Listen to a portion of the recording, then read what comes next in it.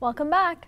Helplines are useful support systems for people in crises or challenging situations, victims of bullying or domestic violence, or people struggling with depression or contemplating suicide. Today, we'll learn about a helpline that was introduced specifically for Muslim women, 315 NISA.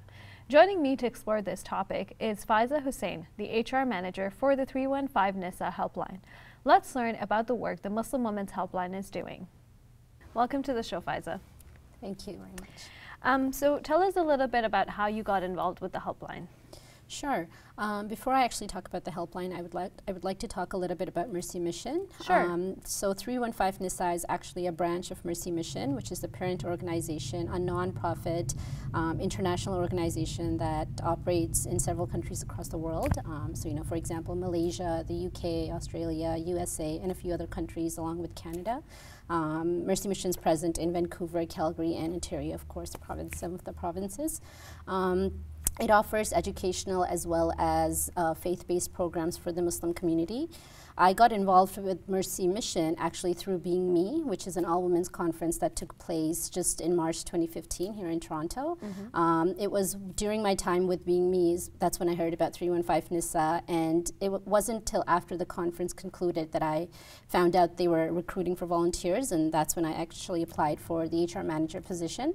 I mean, it's a natural extension from the conference, you know, which is all about women empowerment, but I also thought that it's a good parallel with my work at CAMH, where I'm currently providing indirect admin support to youth across the GTA, whereas with the helpline, it's providing indirect admin support to, you know, the counselors, the team members, and the callers who will be calling in. So you mentioned with Mercy Mission, you guys have several offices throughout the world. So is 315 NISA, is it exclusive to Toronto and Canada, or are they branching out into other locations as well?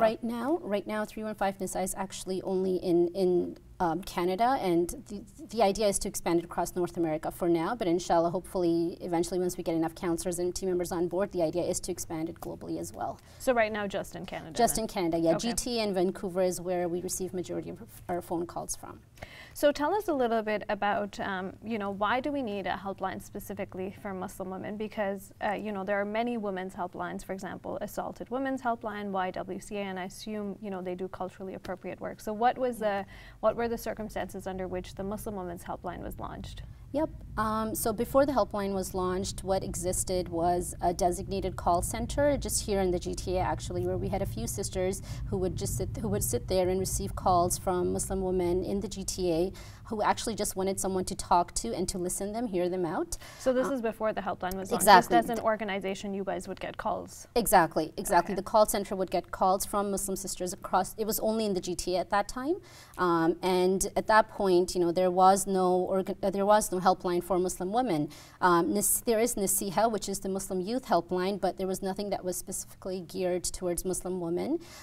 So in October 2012, after much research and training and funding, that's when the 315 NISA helpline was launched.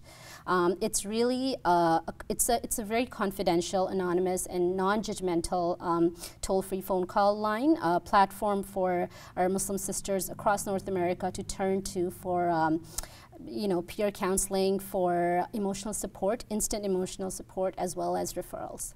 Okay, and I guess it was a natural progression for you guys because you were already getting calls. So that's exactly.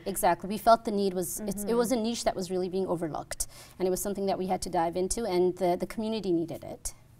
So tell us a little bit about, maybe without getting into specifics, because I know obviously you have confidentiality contracts, what sort of issues are counselors dealing with, generally speaking? Yep. We receive a whole variety of different issues, you know, ranging from young Muslim sisters calling about questions, you know, about their self-esteem or body image, or, you know, interacting with the opposite gender. We receive phone calls from newlywed sisters, and, you know, if they're experiencing marital issues with their spouse or even in-laws. We receive phone calls from new converts who have questions about how to be a Muslim in the West. We receive phone calls from mothers, and they just want to talk about their parenting styles and the challenges they're facing when raising children.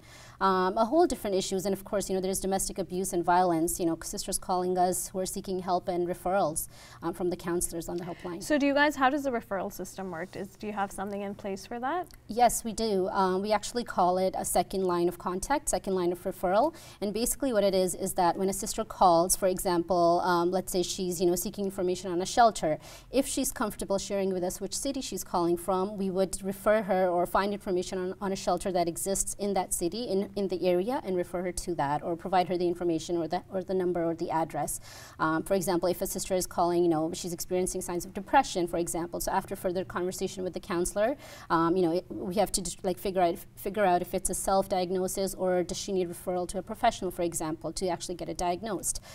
So basically, our counselors are the link to the community resources in the city for the callers. And you guys have established partnerships with some of the community organizations to know, 315 NISA exists and we're going to refer you? Exactly, yes, we do. And if a caller is calling from a city where we don't have that, we would go out and reach to the organizations, to the stakeholders that are there to provide that information for the caller.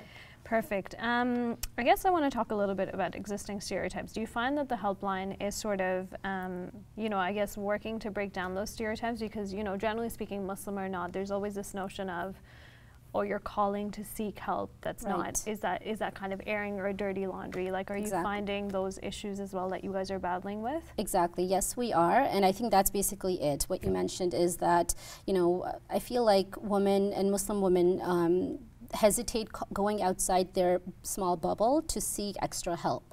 And there are so many different reasons for it. It could be, they don't want to air their dirty laundry, as you mentioned, or the fact that, they might think that, receiving counseling is frowned upon, or that they will be judged. The person on the other line will judge them for the issue that they're sharing with them. Or they might not even have a support network. They might not know who to call or who to go to or who to ask the questions. And the helpline really tries to address all these different issues to break down the stereotype that, it is okay for you to call. It is okay for you to go outside to get that extra help. The helpline is there for the Muslim sisters. It's a non-judgmental helpline. The counselor is ready to hear anything the caller has to talk about, the sister has to talk about. And the counselors validate their concerns. They let them know that, you're not the only one out there. There are other Muslim women experiencing the same issues. It's really about women empowerment. Our counselors work with the sisters hand in hand to come up with a plan that they feel that they're comfortable with and feel will address the issue they're facing. So it's about making them feel, in charge of their life, that they are in charge of their own decisions, and helping them out. It sounds like the counselors have a lot of tasks on their shoulders that they need to. It is, and our training process is actually pretty intense for counselors as well. We train them, we have role plays, we have case studies, and there's constant, professional development with it as well. And mashallah, they're awesome. They're amazing. The work that they do is just, may Allah reward them immensely. I can only imagine. So that's great. Thank you very much for sharing that. So I guess as we wrap up, what does the future of the helpline hold? I know you mentioned in the beginning of the interview that right now it's in GTA focused in Vancouver, but there are plans for expansion. Tell us a little bit about that. Yep, exactly. So majority of our calls right now are from sisters in the GTA and Vancouver, but we would like to expand it to all provinces across Canada and even the US. The helpline right now, it's supposed to be across North America and then eventually expanding it globally as well, worldwide. But that means that we need a lot more counselors on board. We need to be running the helpline for longer periods of time. We need funding to get paid counselors if needed who can stay on the phone call for 8 hours, helping the sisters who are calling us. That also means that we need to expand our second line of referral, our database with all that information, tapping into the different communities that we're receiving phone calls from. But inshallah, we're slowly getting there. So how can community members get involved with the helpline? People can check out our website, www.315nisa.com. You can donate online. All funds go directly towards running the helpline. You can also volunteer. Our volunteer recruitment forms online, both for counselors as well as if you wish to be on the admin side of things and help run the helpline.